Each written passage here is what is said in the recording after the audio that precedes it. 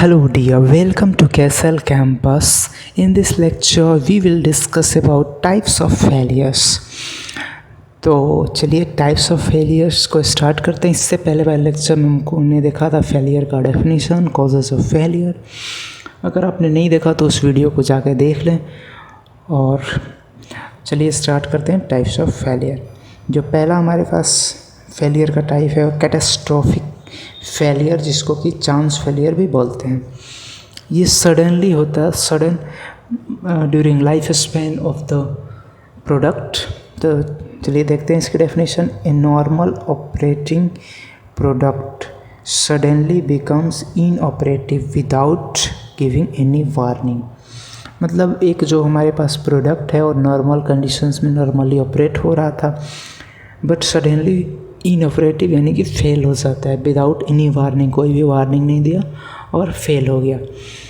जैसे आपका मोबाइल चल रहा है और अचानक से आपने सुबह देखा तो डेड हो गया, तो उस टाइप्स के फेलियर क्या बोलेंगे? Catastrophic failure. और कोई वार्निंग वगैरह को हमें पता नहीं चला। नाउ जो नेक्स्ट टाइप ऑफ फेलियर है डिग्रेडेशन फेलियर, जिसको कि क्रीपिंग फेलियर भी बोलते हैं। ये टाइम के साथ फेल होगा। In this failure occurs gradually, suddenly नहीं, ग्रेजुअली मतलब धीरे धीरे, because of change in some parameters with time. मतलब टाइम के साथ साथ पैरामीटर्स चेंज होते जाएंगे, उसकी वजह से ग्रेजुअली ये होकर होगा। मतलब कि इसमें हमें पता चलेगा कि फेल होने वाला है या फिर कैसे। जैसे कि आपका फ़ोन है, उसका स्क्रीन टूट गया है या फिर ब्लिंक करना स्टार्ट कर दिया है, और ग्रेजुअली धीरे धीरे और उसकी ब्लिंकिंग बढ़ते जा रही है और फाइनली वो फेल हो जा रहा है। ठीक है, due to change in some parameters, मतलब जो फ़ोन को मेंटेनेंस नहीं मिल रही होगी, या फिर उसकी लाइफ साइकिल होगी वो ख़त्म हो गई होगी, या फिर और भी बहुत सारे पैरामीटर्स हैं। ओके, नाउ जो थर्ड टाइप ऑफ फेलियर है इंडिपेंडेंट फेलियर, जिसको कि प्राइमरी फेलियर भी बोलते हैं।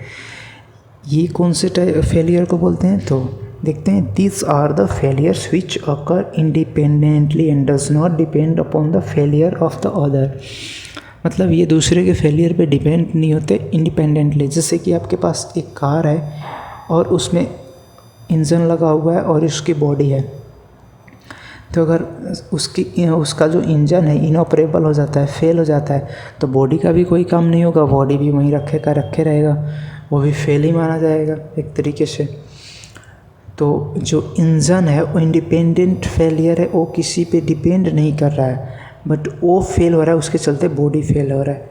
ठीक है, और ऐसा तो नहीं है कि कार की बॉडी फेल हो जाए, कहीं पे टूट जाए थोड़ी सी और इंजन उस वक्त नहीं स्टार्ट हो, ऐसा तो होता नहीं है। इंजन स्टार्ट हो जाता है, कार चलती भी है, आपका ग्लास टूट जाए या फिर कहीं बॉडी में खरोच आ जाए, बॉडी में थोड़ी मुड़ जाए एक्सीडेंट की वजह से, तो भी आपका इंजन चलेगा। कार भी को भी चला लेता है, बहुत ज़्यादा उसमें कोई अल्टर नहीं होता। नाउ डिपेंडेंट फेलियर, जिसको कि प्राइमरी फेलियर बोलते हैं, सॉरी सेकेंडरी फेलियर बोलते हैं, प्राइमरी इंडिपेंडेंट को बोलते हैं। These are the failures which depends upon some primary failures। मतलब कि जैसे जो एग्जांपल दिया था, अगर इंजन फेल हो गया तो बॉडी वहीं की वहीं रख के रह जाएगी। तो ये बॉडी में कौन सा फेलियर आ रहा है? डिपेंडेंट यानी सेकेंडरी फेलियर आ रहा है। एक के फेल होने की वजह से दूसरा भी फेल हो जा रहा है। नाउ जो फेलियर का है उसका फेज कितना होता है फेलियर्स के, उसको देखेंगे। तो फेज ऑफ फेलियर, जिसको कि एक बाथ टब कर्व से हम रिप्रेजेंट करते हैं, मतलब बाथ टब टाइप का कर्व होता है, तो इसीलिए इसका नाम दिया है बाथ टब। जैसे आप देख सकते हो लाइक दिस, और इसका बेस है और लाइक दिस, बाथ टब जैसा ही है, तो इसीलिए इस कर्व को नाम दिया है बाथ टब। इससे क्या रिप्रेजेंट करते हैं? Phase of failure. बार बार मैं रिपीट क्यों कर रहा हूँ? ताकि आपको याद हो जाए, अगर MCQs में ये क्वेश्चंस आए तो आप बता सको। बाथटब कर्व्स को से आप फेज ऑफ फेलियर रिप्रेजेंट करते हो। जैसे कि अगर हम एक कोऑर्डिनेट बनाते हैं फेलियर, रेट ऑफ फेलियर और टाइम के बीच में, तो सबसे पहला फेज़ में क्या होता है? Early failure. फिर इसके नेक्स्ट फेज़ में कैटास्ट्रोफिक फेलियर, जिसको चांस फेलियर भी बोलते हैं, कब आता है? जब यूजफुल लाइफ, जब उसका लाइफ स्पेन प्रोडक्ट का स्टार्ट हो जाता है। और उसके बाद लाइफ स्पेन ख़त्म होने के बाद, जो यूजफुल लाइफ है ख़त्म होने के बाद वियर आउट फेलियर हो जाता है थर्ड स्टेज में। तो कितने स्टेज हो गए, 1, 2 और 3। तो तीनों स्टेज को पढ़ेंगे। तो चलिए देखते हैं। यहाँ पे जो ओरिजिन पे टाइम इज इक्वल टू 0 था और इधर टाइम इंक्रीज होते जा रहा है और इधर रेट ऑफ फेलियर ऊपर जा रहे हैं, जैसे वैसे इंक्रीज हो रहा है। नाउ सबसे पहले फेज़ में क्या था, अर्ली फेलियर। तो these failures occur at the beginning due to defective design, manufacturing and assembly work.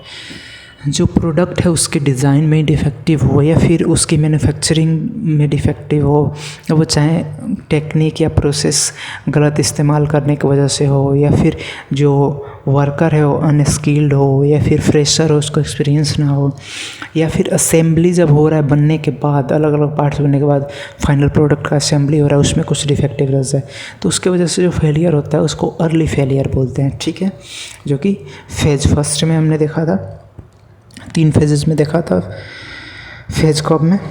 और ये किसके अंदर कवर किया जाता है, वारंटी के तहत। Warranty is based on the concept of early failure.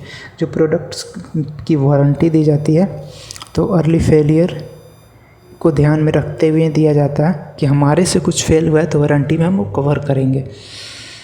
Now जब एक्चुअल लाइफ स्पेन स्टार्ट होता है जो प्रोडक्ट है उसका, तो catastrophic failure, like these failures occur during actual working of the product। जब एक्चुअली में प्रोडक्ट वर्किंग स्टार्ट करता है तब जो फेलियर आता है उसको बोलते हैं कैटास्ट्रोफिक फेलियर।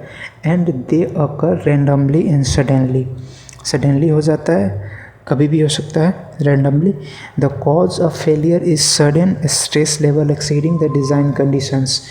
मतलब जिस कंडीशंस के लिए डिज़ाइन है, कितना उसको वेट देना है, कितना करेंट पे चलाना है, अगर इलेक्ट्रॉनिक डिवाइस है तो कितना टेम्परेचर के रेंज के बीच में ऑपरेट करना है, तो उसको हम एक्सीड करते हैं तो वो फेल हो जाता है। जिस कंडीशन के लिए डिज़ाइन है उस कंडीशन को इधर उधर एक्सीड कर देते हैं तो फेल हो जाता है।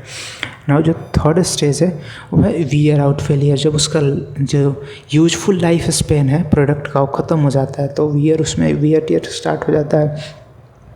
तो देखते हैं, तो जैसा कि इसमें दे रखा है, it is a typical ageing problem as product is ultimately going to fail. अब प्रोडक्ट जो है फेल होने जा रहा है क्योंकि उसका यूजफुल लाइफ जो है ख़त्म हो चुका है।